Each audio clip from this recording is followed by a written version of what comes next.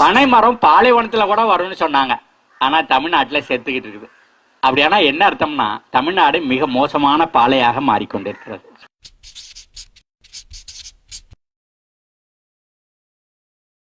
ஏன் இது நடக்குது?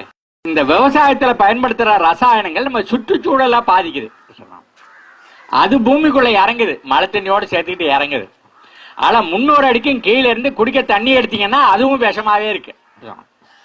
எங்கெங்கேயோ சுத்தி அந்த புல்லு வைக்கோல் இதை திங்கிற மாடுக்குள்ள விஷம் போயிடுது. மாடு கொடுக்கிற பால் விஷமாயிடுச்சு, பாலை குடிக்கிற பெண்ணு விஷமாயிடுச்சு. பெண் குழந்தை பெற்று பால் கொடுக்கும் போது தாய்ப்பாலே விஷமாயி போச்சு. இதை விட ரொம்ப மோசமான ஒரு நிலைமை உலகத்துல வேற எங்கேயும் வர முடியாதுன்னா, ஒரு தாய் தாம் பெற்ற குழந்தைக்கு கொடுக்கறதே விஷத்தை கொடுக்குறா அப்படின்னு சொன்னா, இது உள ரீதியாகவும் உடல் ரீதியாகவும் நம்ம ஒரு ரொம்ப மோசமான ஒரு நிலையில இருக்கோம். அப்ப இதுல இருந்து விடுபடுவது எப்படி? நான் என்ன சொல்றேன்னாக்க, இயற்கையில சில விதிகள் இருக்கு. அந்த இயற்கை விதிகள் நீங்க நானு எல்லாம் பிறக்கிறதுக்கு முன்னாடியே இருந்தது. நாம செத்து போனா அதுக்கப்புறமா அது இருக்கும். அந்த இயற்கை விதிகளை மட்டும் நம்ம தெரிஞ்சுக்கிட்டோம்னா போதுமானது. நம்ம அதிகப்படியா என்ன பேசிட்டோம்னா, 40 விழுக்காடு நைட்ரஜன் போடணும், N போடணும், 20 P போடணும், 20 K போடணும் அப்படின்னு. அது ரசாயனங்களை போட போட என்ன பண்ணுது, அந்த பூமியில இருக்கிற உயிரெல்லாம் செத்து போயிடுது. இப்ப அந்த மண்ணில் இருக்கிற அந்த உயிரை வளர்க்கணும்னா என்ன செய்யணும்? ரசாயனத்தை போடப்படாது, விஷத்தை போடப்படாது. போட்டா அது செத்து போயிடும். அதுக்கு பதிலாக அது கேட்கறது கழிவுகளை தான் கேட்குது. நம்ம ஆட்டுச்சாணியை போடும்போது, மாட்டுச்சாணியை போடும்போது, கோழிச்சாணியை போடும்போது, இந்த இலைதலைகளை வச்சு அதில் சாணி தண்ணியை தெளிக்கும் போது, கம்போஸ்ட் ஆக்கி மண்ணில் போடும்போது நம்ம என்ன செய்யறோம்?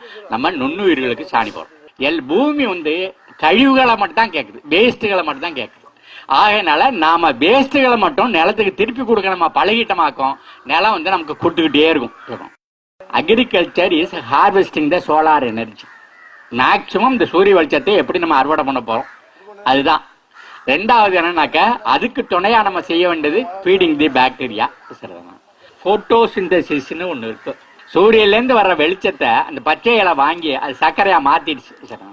அது சர்க்கரையா மாத்தி தின்னு விட்டு அது மிச்சத்தை வேருக்கு அனுப்புது.